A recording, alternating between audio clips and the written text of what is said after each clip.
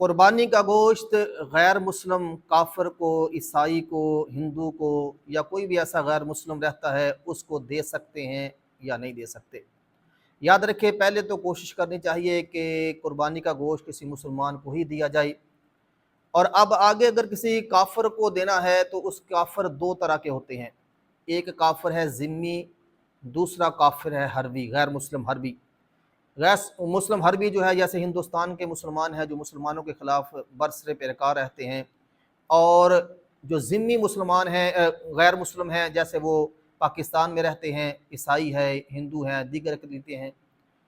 हरबी जो काफिर है उसको तो बिल्कुल कुर्बानी का गोश्त नहीं दे सकते।